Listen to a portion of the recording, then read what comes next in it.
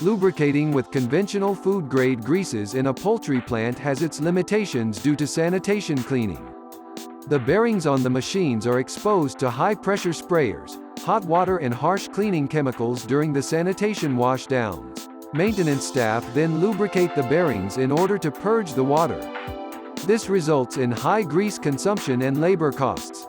For example, a Marel Sorter would have to be greased every week on Saturday or Sunday with 5 to 7 pumps per bearing to extract the water.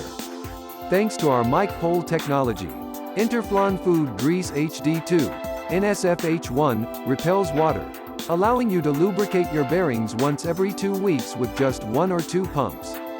This reduces your grease consumption by at least 80%. Moreover, your bearing failure rate will drop significantly due to less friction. Interflon. Think forward.